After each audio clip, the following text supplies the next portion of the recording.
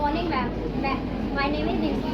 मैं आज और मेरी टीम सर्वनाम के बारे में बताएगी।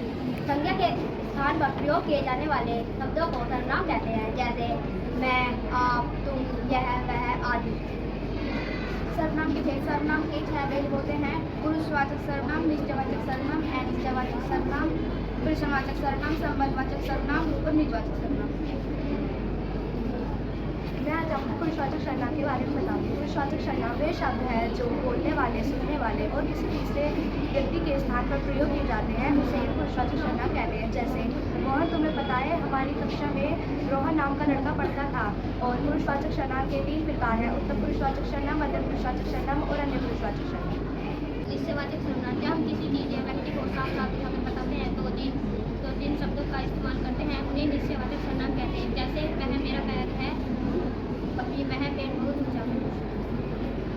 व्यक्ति या वस्तु के विषय में पूछे प्रश्न के लिए उसके स्थान पर प्रयोग किए जाने वाले शब्द प्रश्नवाचक सर्वनाम कहलाते हैं। जैसे वह कौन है।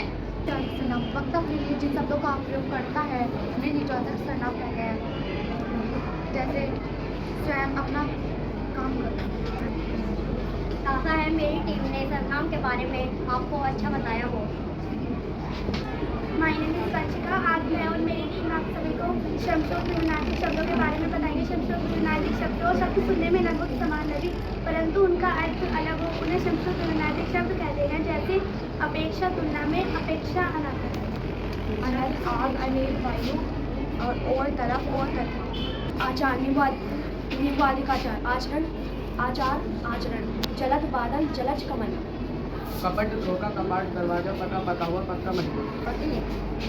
धान, चावल, द्वार, दरवाजा, धाना के माध्यम से। मैंने और मेरी जो टीम ने आप सभी को अनेक विभिन्नार्थक शब्द बताए हैं वो आप सभी को अच्छे लगे। आज मैं और मेरी टीम आपके सामने अनेकार्थी शब्द के बारे में बताएगी। जो शब्द एक से अधिक अर्थ देते हैं उन्हें अनेकार्थी शब्द कहते हैं। जैसे जड़ को मूल और मूर्ख दोनों कहते हैं। अनेकार्थी शब्द कर, टैक्स, हाथ, किरणें, गवर्नमेंट।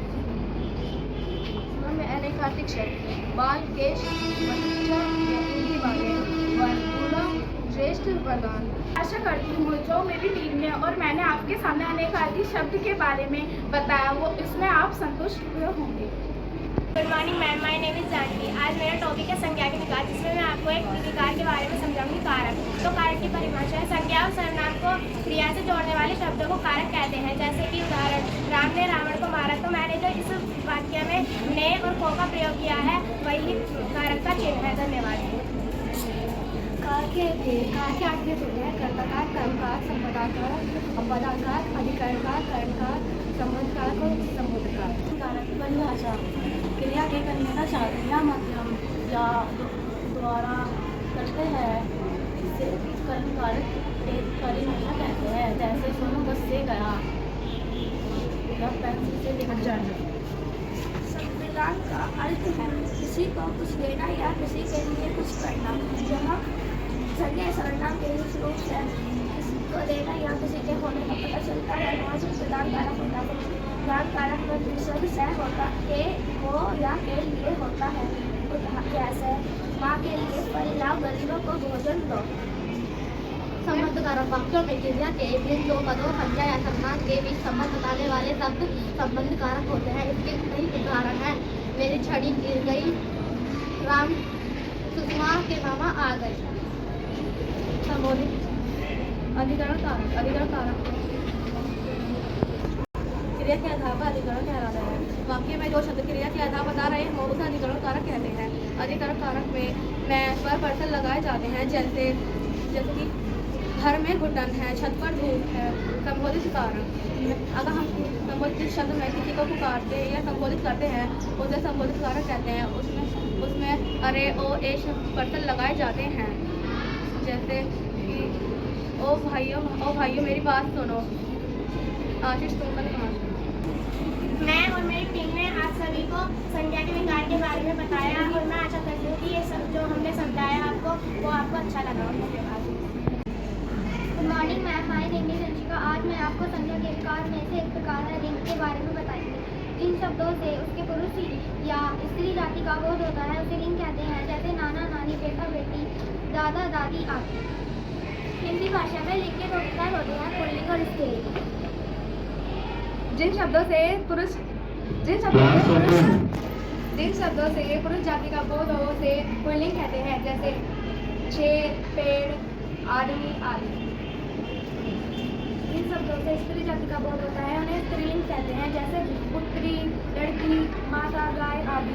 गुड मॉर्निंग मैम, मेरा नाम है खुशहाल। मैं और मेरी टीम आज आपको वचन के बारे में बताएंगे। वचन जिन शब्दों से उसके ज्ञान एक होने का बोध होता है उसे वचन कहते हैं, जैसे पुस्तक, पुस्तकें आदि। वचन के भेद। हिंदी भाषा में वचन के दो भेद होते हैं, एक वचन और बहुवचन।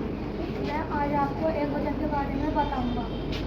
शब्द के जिस रूप से उसे एक प्राणी, वस्तु या स्थान का बोध होता है उसे एक वचन कहते हैं, जैसे बेटा, पंखा, लड़का, महिला आदि। शब्द के जिस रूप से उसके अनेक होने का बोध होता है उसे बहुवचन कहते हैं, जैसे पुस्तकें, कपड़े आदि। आज आपको कुछ ऐसे शब्दों के बारे में बताऊंगा जो एक वचन से बहुवचन में सामान्य है, जैसे लड़का, लड़की, छाता, छाते, जूता, जूते, कपड़ा, आशा है कि मैं और मेरी टीम ने आपको वचन के बारे में बताया कि हम आपको वचन के बारे में अच्छे से बता पाए होंगे। Thank you.